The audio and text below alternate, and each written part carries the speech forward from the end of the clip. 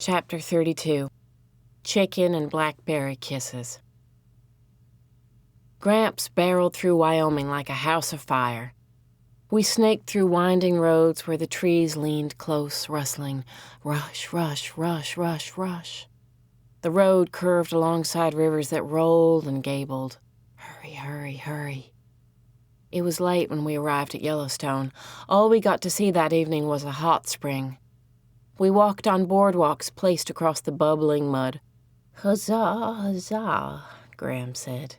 And we stayed at the Old Faithful Inn in a frontier cabin. I had never seen Graham so excited. She could not wait for the next morning.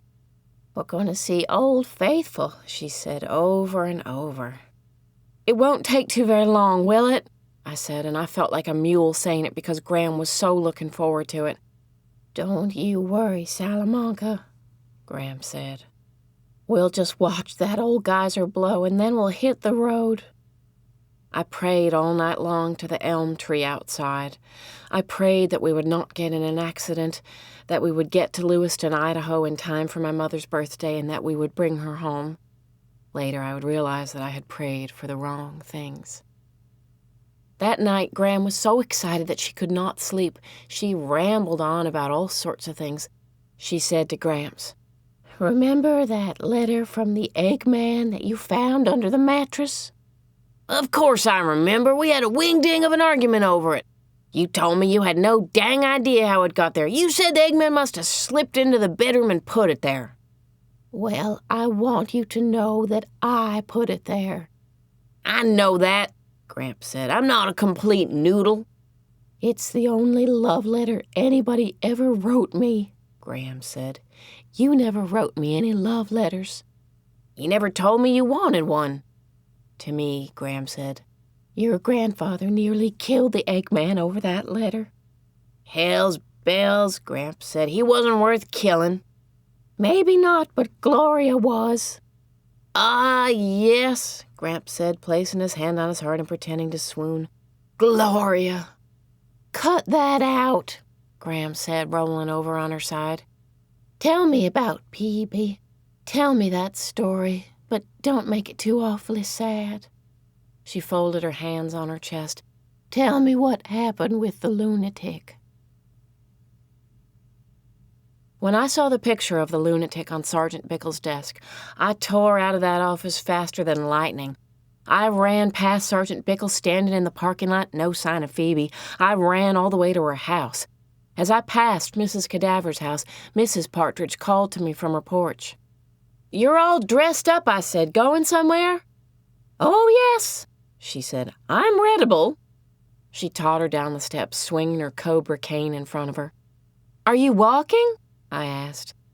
She reached down and touched her legs. "Isn't that what you call it when you move your legs like I'm doing?" "No, I meant are you walking to wherever you're going?" "Oh, no, it's much too far for these legs. Jimmy's coming. He'll be here any minute."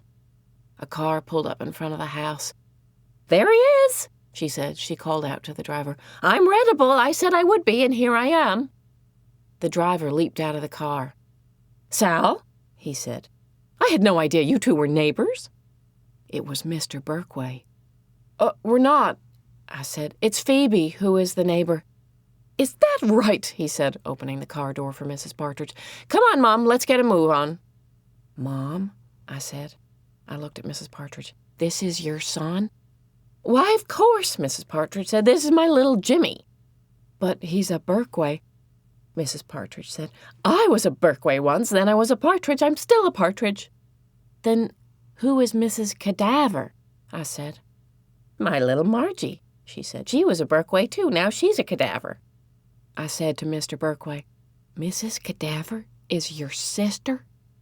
"We're twins," Mr. Berkway said. When they had driven away, I knocked at Phoebe's door, but there was no answer. At home, I dialed Phoebe's number over and over. No answer. The next day at school, I was relieved to see Phoebe. "Where were you?"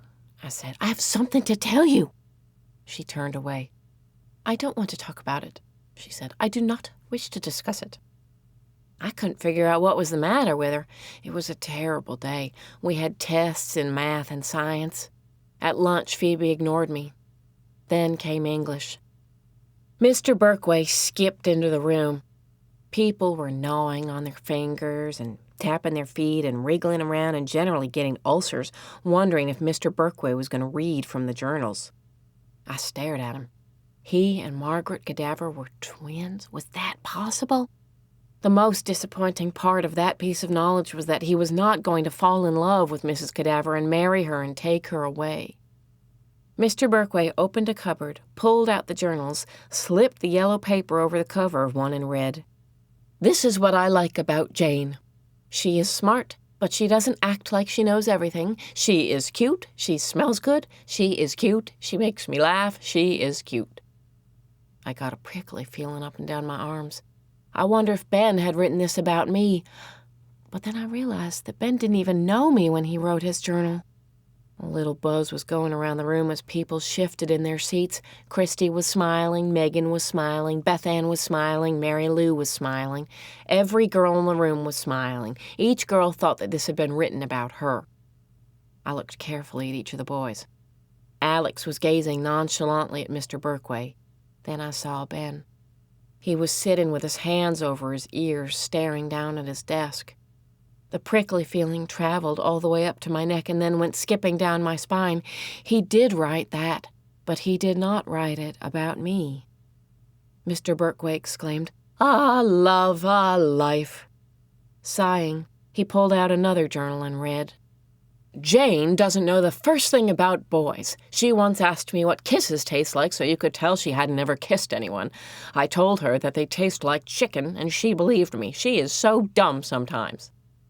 Mary Lou Finney jumped out of her chair. "You cabbage head," she said to Beth Ann. "You beef brain." Beth Ann wound a strand of hair around her finger. Mary Lou said, "I did not believe you, and I do know what they taste like, and it isn't chicken." Ben drew a cartoon of two stick figures kissing. In the air over their heads was a cartoon bubble with a chicken saying, "Bawk, bawk, bawk."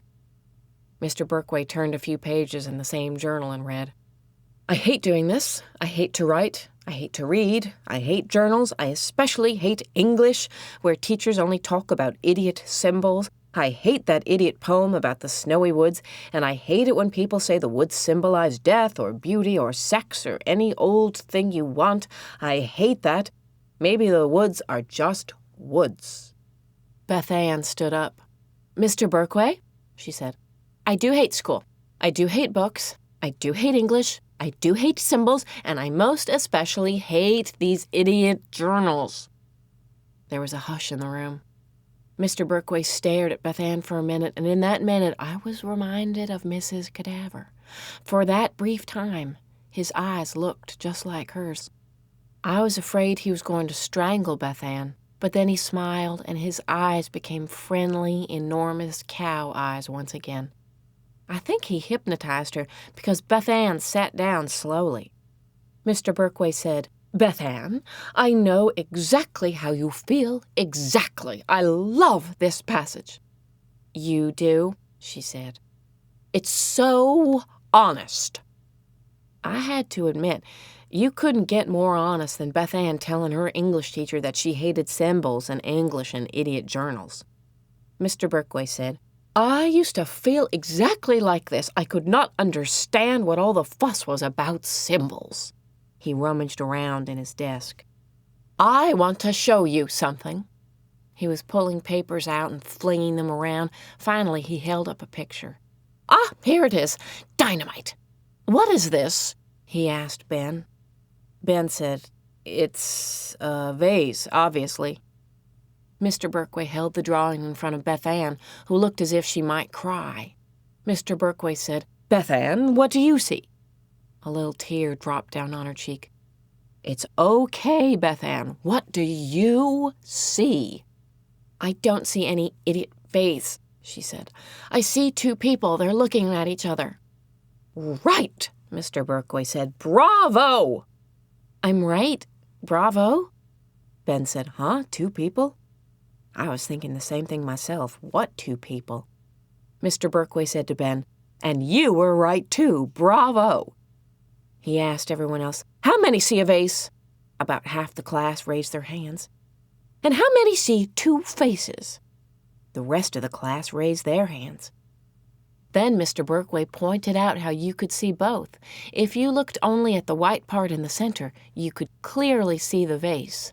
If you looked only at the dark parts on the side, you could see two profiles. The curvy sides of the vase became the outline of two heads facing each other. Mr. Berkway said that the drawing was a bit like symbols. Maybe the artist only intended to draw a vase, and maybe some people look at this picture and only see that vase. That is fine, but if some people look at it and see faces, what is wrong with that? It is faces to that person who is looking at it. And what is even more magnificent, you might see both. Beth Ann said, "2 for your money?" "Isn't it interesting?" Mr. Berkway said, "to find both?